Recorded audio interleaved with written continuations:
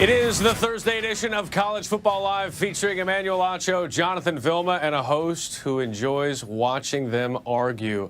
Let's begin right now with a story we can all agree on, guys. It's college football playoff expansion. Yeah, it's that time of year. It's December. It's time to discuss it. A story in The Athletic this week with quotes from college football playoff decision makers, or at least influencers, about expanding the playoff. Big 12 Commissioner Bob Bowlesby says it's an appropriate thing to begin thinking about.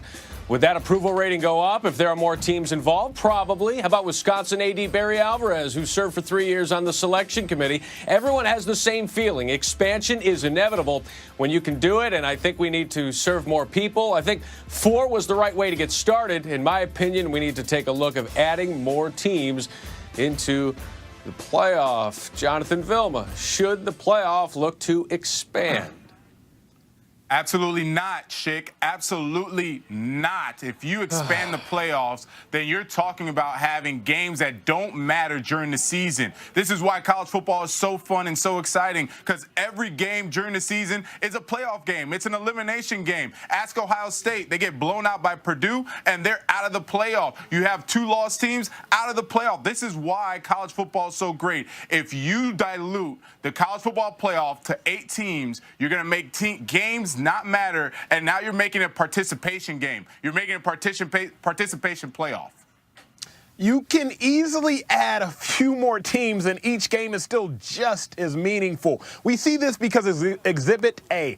Ohio State, they had 1 loss, just like Oklahoma had 1 loss. It was a flip of the coin. Now we have to start comparing apples to oranges instead of apples to apples. Yes, absolutely expand the playoff from 4 to 8. One, that would silence so much of the critics, but also it would allow us to compare apples to apples instead of apples to oranges. But I will say this, JV, the only way I'm co-signing on adding more games is, again, with the preface of players being paid, because I don't want to add no more games, but not adding any more game checks. Yeah, I like the second part of what you said with the game checks and not adding more games, but the reality is if you win your games, you're in the playoffs. So why do I want to reward Ohio State now because they lost or had a hiccup or a slip up, whatever you want to call it? The fact is they lost. That's why it's so important to play these games out and win these games. You have to be on your A game to get to the playoff. If you don't, then you're out. I don't understand why it's so hard for everyone to grasp that you just got to win. Period. Just win. Notre Dame won. Clemson won. Alabama won. Do your job. Just win and you're in the playoff. It's simple and it's easy when you have undefeated teams like you just said, JV, Alabama, Notre Dame, Clemson. They made it easy on everybody. But as soon as you have a team with 1 loss like Oklahoma, like Ohio State, a team with 1 loss like Georgia, but then also losing the conference championship to Alabama. Whoa. Now They're a 2-loss team. Yes, that's my point. That is exactly what I don't want people doing. Don't do that, Acho. They are a 2-loss team, period. They lost to LSU, the second best team on their schedule. They lost to. Then they lost to the best team on their schedule, True. Alabama. That's what it is. They lost, and that's why they're not one of the best 4 teams. They're not by ranking one of the best 4 teams. I do agree with you because I was a major proponent of putting Oklahoma in over Georgia because, like you said, Georgia has 2 losses. But in a case where you have Ohio State with 1 loss and Oklahoma with 1 loss, now we have to play the game of, well, Oklahoma's 1 loss wasn't as bad as Ohio State's 1 loss. And you know as well as I do, truly and practically, a loss is a loss. A layup a slam dunk is only worth 2 points. It may look cooler than a layup, but it's still only worth 2 points. Let's be honest, let me ask you guys. this, Acho. If we were to go and we had the 8-team playoff right now, we would be talking about a 3-loss Florida team, a 2-loss Michigan team that got blown out in their last game, and UCF. Do you really want to put them into the playoff and sit here and try to tell the rest of America that they truly have a chance to win the national championship? Chick, I believe you can actually let us know how it would go. Thank you. Well, we will get to that. Thank you for that Emmy Award-winning segue there. All right, so Acho, when it comes to what should an expanded playoff look like, look at this. Now, this would include keeping the conference championship games, which if you read the statement from Greg Sankey, SEC's not getting rid of that conference championship game. So you've got the Power Fives in with those auto bids. You got a couple of at-larges, highest ranked group of 5. You see UCF in there. What do you think, Acho? So, JV, to answer your question, this is how it would look. Like Schick just said, you take all the conference championship winners from the Power 5. That gives you 5 teams. Bring in the best group of 5 teams so we don't have to hear about whether they can or cannot play with the big boys, because I think in some instances they can. And then you take 2 at-large teams. So you don't just take the best 8, 1 through 8, but give me the best from each conference. Because when you do that, JV, we don't have to argue, well, is the Big 12's offense really good, or is the SEC's offense just really bad, or Big 12 defense is just really bad? It's now apples to apples, and I think all we can ask for as fans is for parity so we can adequately and accurately gauge just how good teams are. Okay, your whole argument is ridiculous. I'll tell you why. You are now talking about participation. This is what we're talking about. I'll give you a great scenario. Clemson played unranked Pittsburgh in the ACC championship game. Let's say Pittsburgh won that game for some crazy reason. They got hot and they won that game, or Clemson didn't have their A game. Do you really want to see a 5-loss Pittsburgh team in the college football playoff? JV, you told me straight up, you have to win to get there. We've had this conversation time and time again. That's exactly what I'm saying. If Clemson would have lost to Pittsburgh, then they both would be out in this current system. And the system that you're proposing, Pittsburgh would be in the college football playoff. So tell me, answer me, do you want to see Pittsburgh, a 5-loss Pittsburgh in the college football playoff? Do you want to see a 5-loss Northwestern in the college football playoff? I don't, but to your point, Clemson and Ohio State and the teams that are playing in that championship game, it is their job. Sure, Pittsburgh is kind of a fluke type situation. They shouldn't have snuck in there. They did sneak in there because they won games prior to that championship game. So yes, there are worst case scenarios and there are loopholes in every situation. But I think for the sake of equality, for the sake of not leaving out the Pac, for the sake of not leaving out the ACC in some instances, let's find a way to get everybody involved. You know how you don't leave them out? If they win. If Washington wins, if Washington State wins, just win. That's all you have to do. All right, hold on a second. So there have been 74 Power 5 conference championship games since 1992 when the SEC started.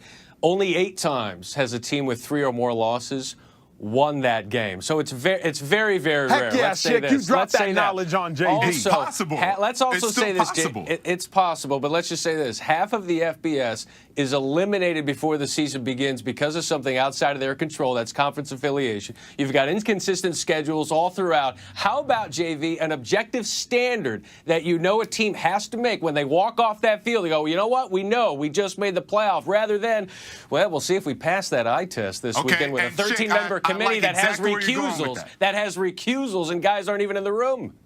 So I like where you're going with that, Schick, and part of what you mentioned is what should be normalized. The schedule should be normalized. The amount of FCS teams that you play should be normalized. The amount of bye weeks that the Power 5 teams get, all of those should be normalized. Let that play out first. Let everybody get to a normal schedule like the NFL does, and then see what happens. If the SEC had to play 9 games and maybe Alabama loses now, maybe Auburn loses more, maybe Georgia, I don't know what will happen. I do know that you can't have the argument if you're the Pac-12, Big 12, that they don't play their 9 games. Everyone will play 9 games now. That's what I would want to see. And we start that and then see where the chips lay out. Maybe Pac-12 does win more games and get included into the playoff. But the fact is, you still got to win.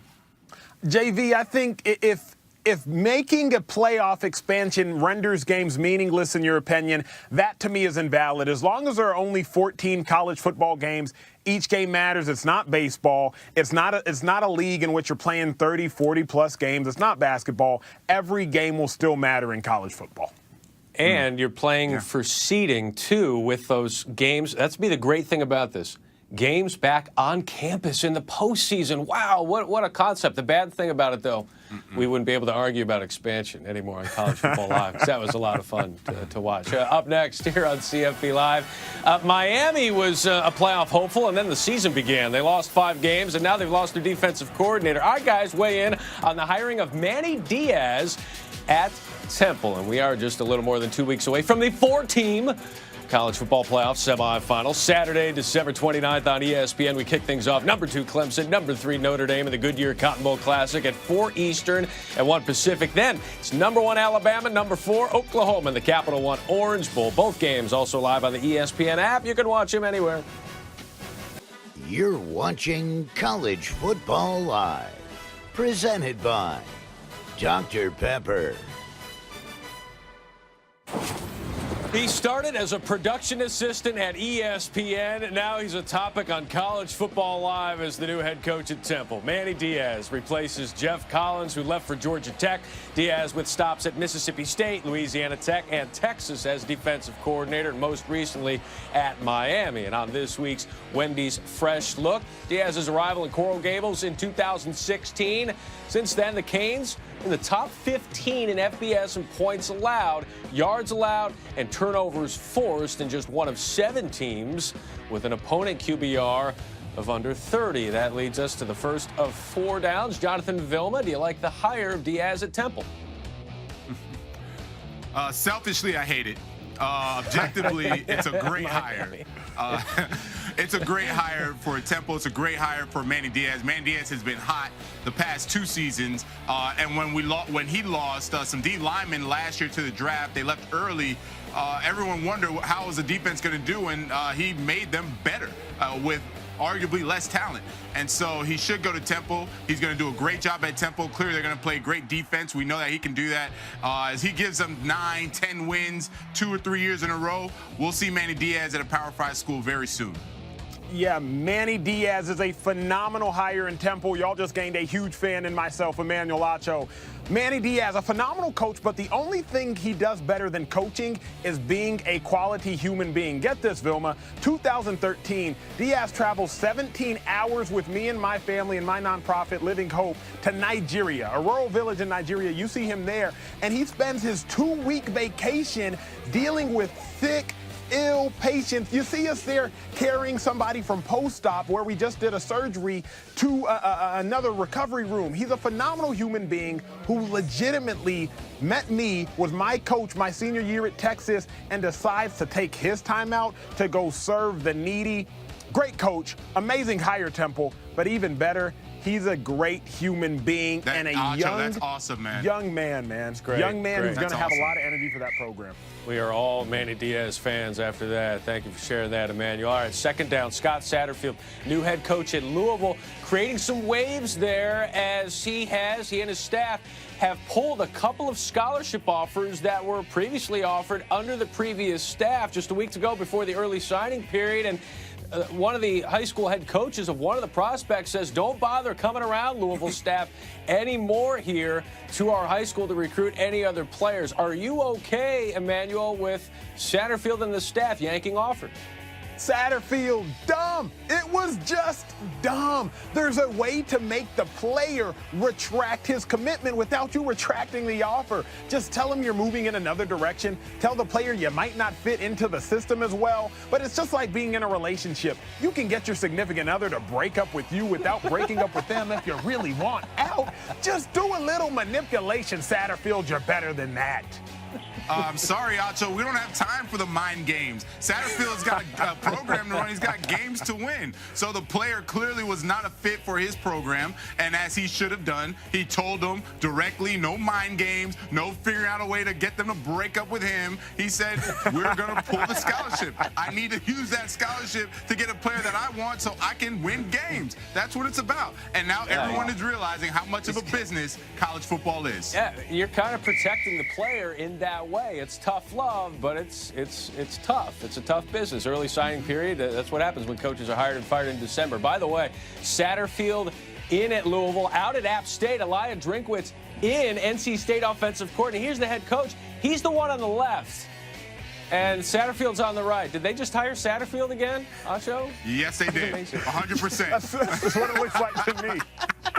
It's amazing. I love that. I love that.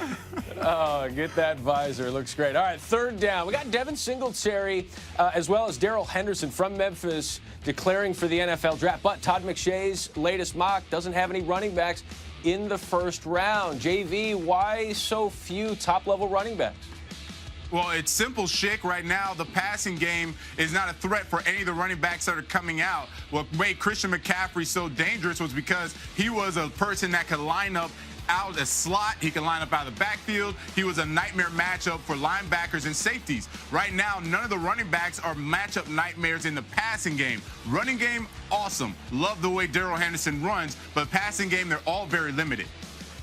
Yeah, to JV's point, outside of Leonard Fournette, who is now kind of making people second guess if he should have been taken that highly, to be a top-tier back, you have to be able to do it out receiving out of the backfield. Ezekiel Elliott, Christian McCaffrey, Saquon Barkley. You look at the running backs coming out right now, none of them are really known for their pass catching ability as well as their running ability. And like JV said as well, running back is a dying breed in the NFL. You see passers, throwers lighting it up. People don't value running backs as much. All right, fourth down. Bowl season gets underway on Saturday. We got the Las Vegas Bowl, Arizona State, Fresno State, Pac-12 Mountain West. Who you got, Emmanuel?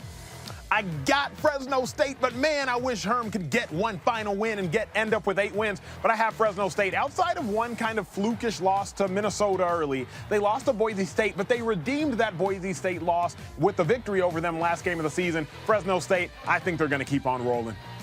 I agree with you, Acho. Fresno State's going to win the game, and for one reason. N'Keal Harry, the best wide receiver that I saw in college football this year, is not playing for Arizona State. They're not going to get the big plays. Herm Edwards is going to have to eat this clock and slow the game down. That fits into Fresno State's favor. They win the game.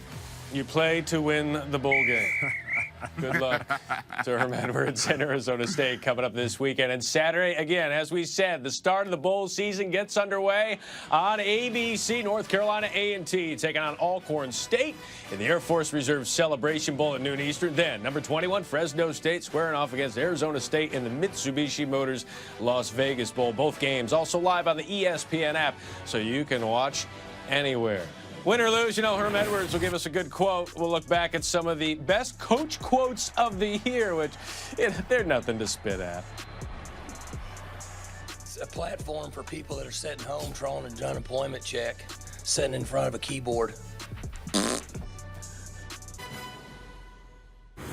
Twitter, radio. Yeah, I'd give a rat's ass about Twitter. All right, so why do you continually try to get me to say something that doesn't respect one of them?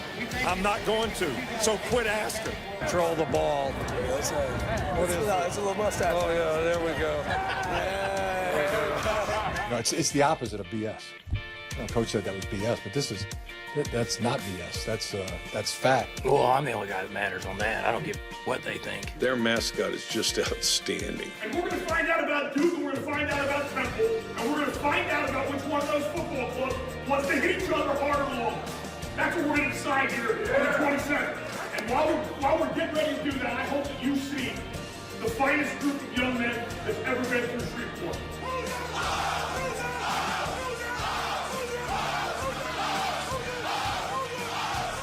It's a platform for people that are sitting home drawing an unemployment check, sitting in front of a keyboard. Our favorite coaches are quotable coaches. Matt Schick, Emmanuel Acho, Jonathan Vilma. All right, we asked you guys for your favorite coach quote of the year. JV, this is what you said. You know, they got an opportunity to play against a really good team today. You know, the only guy I'd say I'm disappointed in today is Billy Beane. I wish he gave the kid more money so he didn't come back. You know, if there was a little bit bigger prize, maybe number one wasn't out there because he's a real talented player. That's great. So Kyler Murray talk. He thought about that before when he was watching film the week of, like, oh my gosh, I got to play this guy. Then when Kyler Murray stepped on the field, he was better than advertised. He was like, he's better than what he was on film. He's kicking our butt the whole game. I mean, he thought about that for a whole week, and he couldn't wait to get that off his chest. That's good. I love that. That was solid, JV. I'll give you that. That was solid. I wish he never played college Chip football. had nightmares, man. Oh, no doubt. All right, Acho, here's your favorite one you submitted. Benny Snell, how do you feel right now? Oh, my gosh, I feel amazing. It's a great day every time I get to see you. Every time I talk to you, it's a great day. Oh, it's like always great when you can see Cole Kubelik. Look, gentlemen, Benny Snell, he embodies my feeling of college football live. It's a great day. It's a great day anytime I get to see you, JV, even though we argue and you, Schick. It's a great day to be alive. Oh, it's always great. My favorite quote was from the preseason. It was what was not said. Here's Tom Herman. How many elite players do you feel like you have on this roster that can be difference makers and win championships?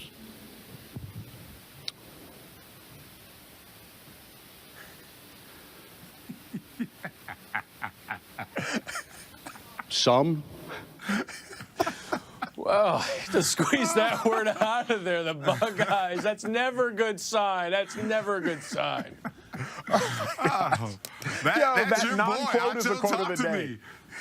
Look, that was preseason, JV. That was preseason. I feel like postseason, that answer would be different. Oh. Man, that was tough, man. He told the truth right there by not saying one word. He told the truth. Yeah, there's some angry player dads and moms like, hey, my kid's on that team. He didn't say anything. The truth hurts. The truth hurts, Chick. That's right. Other nominations included Nick Saban when he was asked about will you elect to kick or defer. Receiver defer. That was a good one. That was. Right? I wish my coach would have done that. I like that. I like that. Yeah, I'm I surprised like Saban that. didn't crack this list. I'm surprised That's Saban right. didn't crack. I'm a little disappointed. Well, you tell you what, listen, they beat him up. We elect to sign off College Football Live, 4:30 Eastern, Friday, ESPN2.